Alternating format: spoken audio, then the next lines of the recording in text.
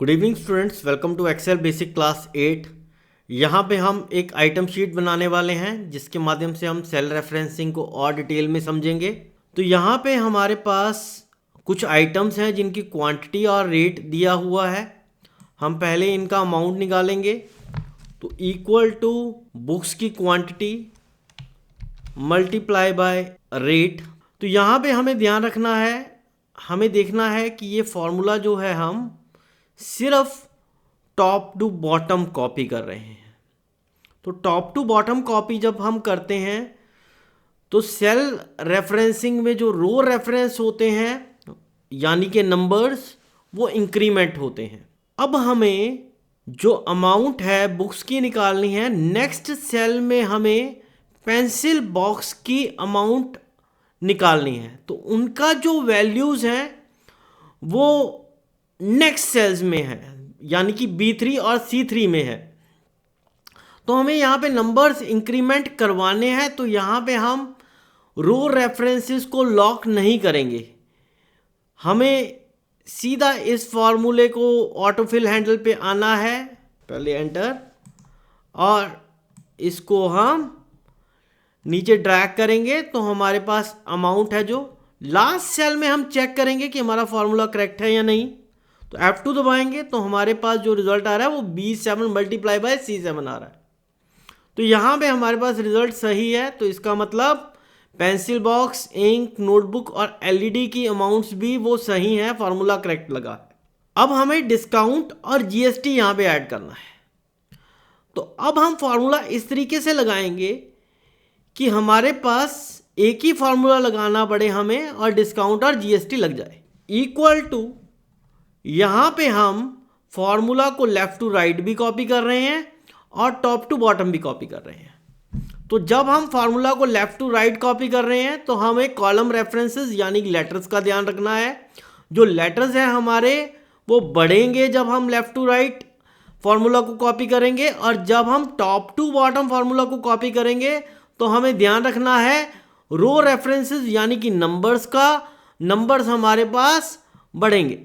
तो हमें पहले लेना है अमाउंट। तो अमाउंट को हमें देखना है कि हम जब कॉपी कर रहे हैं लेफ्ट टू राइट तो क्या हमें कॉलम रेफरेंस पे लॉक लगाना है या नहीं लगाना है। तो आप देखिए हमारे पास D2 में वैल्यू है।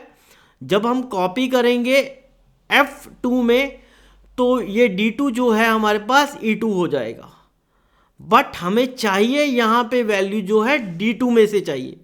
तो D2 के लिए हमें D पे लॉक लगाना पड़ेगा। तो D पे लॉक लगा दिया हमने, कॉलम रेफरेंसेस पे लॉक लगा दिया। अब नेक्स्ट क्वेश्चन इज क्या हमें रो रेफरेंस यानी कि नंबर 2 पे लॉक लगाना है या नहीं लगाना है। तो यहाँ पे हम देखिए तो हमें जब वैल्यू नेक्स्ट सेल में पेंसिल बॉक्स का डिस्काउंट निकालना है या GST निकालना है तो हमें वैल्यू D3 में से चाहिए। तो आप देखिए नंबर यहाँ पे इंक्रीमेंट हो रहा है। जैसे ही मैंने D2 से फॉर्मूला को कॉपी किया नेक्स्ट सेल में तो हमें जो सेल रेफरेंस है वो चाहिए D3। तो यहाँ पे हमें 2 के आगे लॉक नहीं लगाना है क्योंकि हमें नेक्स्ट सेल में जो है वो D3 चाहिए।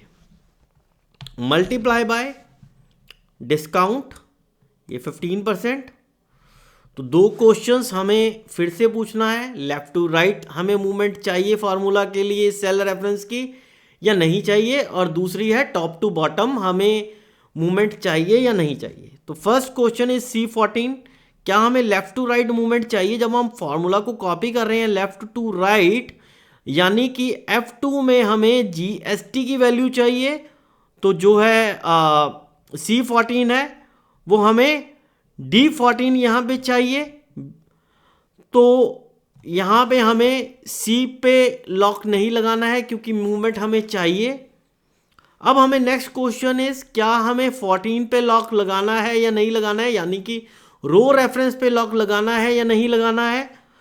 तो यहाँ पे आप देखिए यहाँ पे हमारे पास C14 है, हमें नेक्स्ट सेल में C14 ही चाहिए और लेफ्ट टू राइट भी हमें D14 ही चाहिए। तो 14 के आगे लॉक लगेगा क्योंकि हमें जो है रो रेफरेंस को यहाँ पे लॉक करना है, स्टेशनरी हमें चाहिए यहाँ पे।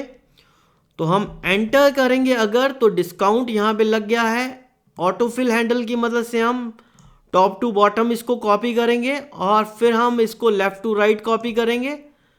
लास्ट वाले सेल में हम देखेंगे कि हमारे जो रो रेफरेंसेस और कॉलम रेफरेंसेस सही सिलेक्ट हुए हैं या नहीं। तो आप देखिए हमारे पास अमाउंट पिक हो रहा है 15,000 और जीएसटी की वैल्यू पिक हो रही है 5%। तो ब्लू जो रिप्रेजेंट कर रहा है D7 वो 15,000 की वैल्यू को रिप्रेजेंट कर रहा है और D14 जो रिप्रेजेंट कर रहा है वो जीएसटी की वैल्यू 5% को रिप्रेजेंट कर रहा है। तो हमारे जो सेल रेफरेंसेस है वो बिल्कुल करेक्टली प्लेस हुए हैं फार्मूला में, तो हमारा फार्मूला करेक्टली यहाँ पे लगा है। अब net amount is basically amount minus discount, ये हम ब्रैकेट में भी रख सकते हैं इसको, प्लस जीएसटी। तो यहाँ पे क्या हमें सेल रेफरेंसिंग की जरूरत पड़ेगी, क्या हमें लॉकिंग करनी है या नहीं करनी है। तो यहाँ पे हमें को फॉर्मूला जो है हम यहाँ पे कॉपी कर रहे हैं टॉप टू बॉटम। तो सिर्फ हमें रो रेफरेंसेस का ध्यान रखना है कि हमें लॉक करना है या नहीं करना है रो रेफरेंसेस को। तो यहाँ पे हमें लॉक नहीं करना है। रीज़न, हमें नेक्स्ट सेल्स में D3, E3 और F3 चाहिए, तो इसको हम लॉक नहीं करेंगे। ऑटोफिल हैंडल का यूज़ करेंगे यहाँ पे। ग्रैंड टोटल के लिए हम equal to sum bracket start, quantity का हम सम ले लेंगे यहाँ पे, एंटर। यहाँ पे वैल्यू आ गई है हमारे पास, टोटल क्वांटिटी हमारी 400 है।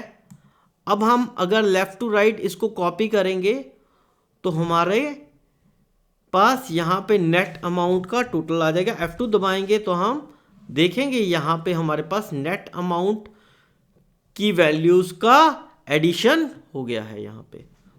तो यहाँ पे हमें लॉकिंग की ज़रूरत नहीं थी क्योंकि हम फॉर्मूला को लेफ़्ट टू राइट कॉपी कर रहे हैं और सिर्फ हमें कॉलम रेफरेंस का ध्यान रखना है यहाँ पे कि कॉलम रेफरेंस को लॉक करना है या नहीं लॉक करना है। तो यहाँ पे हमें लॉक नहीं करना है क्योंकि हमें left to right movement formula के अंदर चाहिए। तो इस तरीके से हम ये आइटम शीट बना सकते हैं। Thank you.